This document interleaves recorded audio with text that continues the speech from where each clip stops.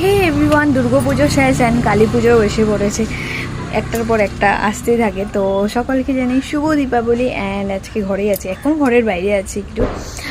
তো আজকে বানাবো এখন ঘরে রঙ্গোলি। তো চলো তোমাদের সাথে শেয়ার করি কেমনি কীভাবে বানাই।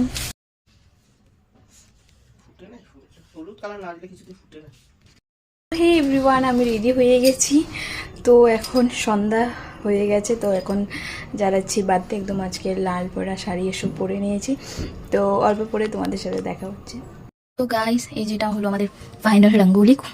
তো এখানে হ্যাপি দিওয়ালি লেখা হয়েছে, হ্যাপি দিওয়ালি। আমার চুলটা বান্ধা হয়নি ভালোভাবে, তো ফার্স্টে দিয়া জ্বালাচ্ছি, সন্ধ্যা হয়ে গেছে লেখা। তো এখন একটু ফটোশ্যুট করি। আর এই দিয়াটা দেখো কি সুন্দর, অনেক সুন্দর দিয়াটা। তো আমি ভাবলাম একটু এখানে বসে ফটোশ্যুট করি, সবগুলো দিয়া এখানে সুন্দর, তাই না? ইয়েস। তো চলো ফটোশ্যুট করে নিই।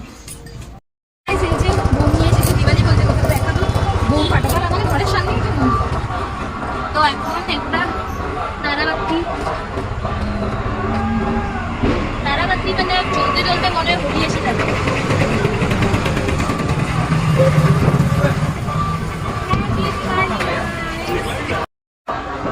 সো এখন ও বলছে ও একটা তারাবাতি জ্বলাবে আমাকে দেখি, বাট আমরা যে কলা গাছটা জ্বলালাম জানি না কি হয়ে গেছে। Happy Diwali. Happy Diwali. KitKat.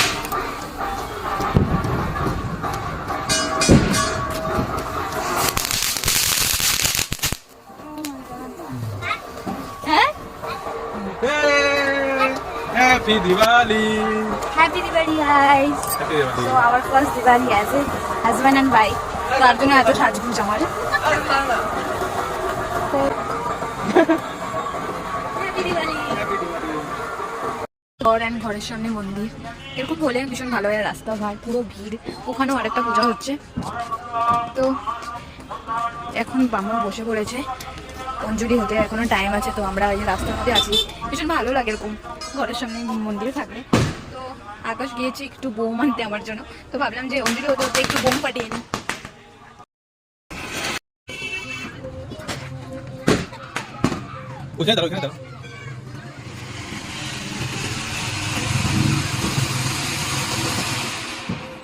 Guys, আমরা মন্দিরে এসে পড়েছি, এখন অল্প পরে অঞ্জলি হবে। গাইস, অঞ্জলি শেষ হয়ে গেছে, আর ভিডিও করতে পারিনি বিকজ মন্দিরে ছিলাম। তো এখন পেট পূজা করবো, তো ওইখানেই দিচ্ছে খিচুড়ি, তো ওইখান থেকেই খাবো। অ্যান্ড জলদিই হয়ে গেছে, এত বেশি লেট হয়নি। 11টার না 12টার মধ্যে হয়ে গেছে।